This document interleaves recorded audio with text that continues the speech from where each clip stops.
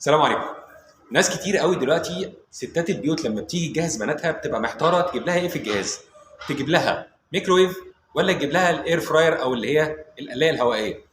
ناس كتير قوي لما بتروح تختار ما بتبقاش عارفه ايه الاصلح ليها.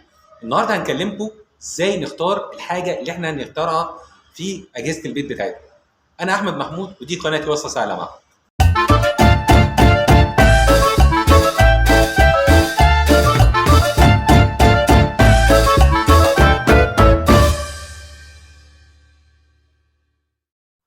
السلام عليكم.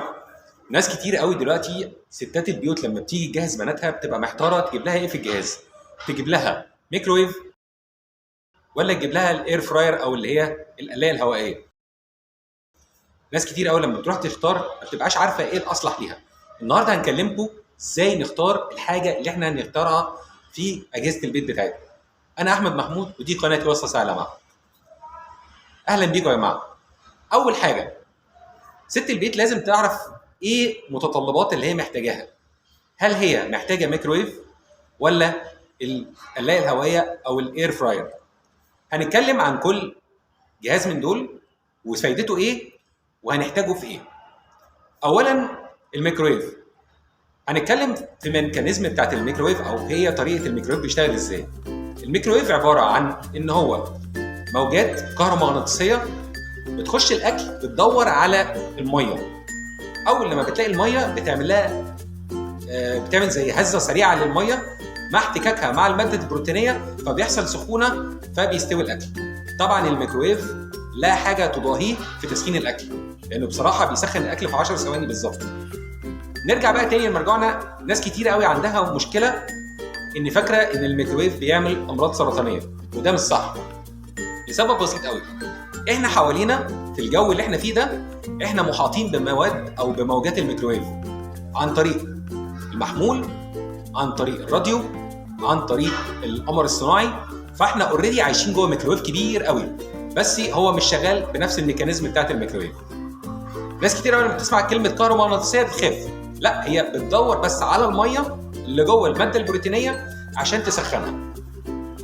اولا لما تيجي تختاري الميكرويف لاسرتك اولا لازم تعرفي ان انت عشان تجيبي ميكرويف لاسرتك لازم يكون مثلا انت عندك مشكله مثلا ان عندك افراد عيله كتير بياكلوا على فترات بعيده عن بعضهم، يعني مش كلهم بيجتمعوا في وقت واحد عشان ياكلوا.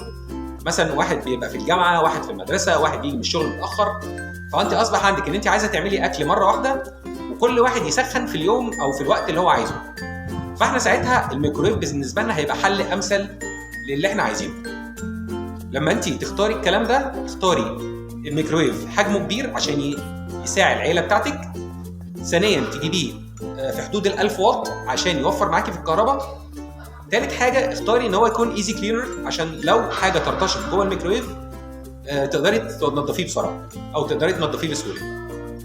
الاير فراير او القلايه الهوائيه هي عباره عن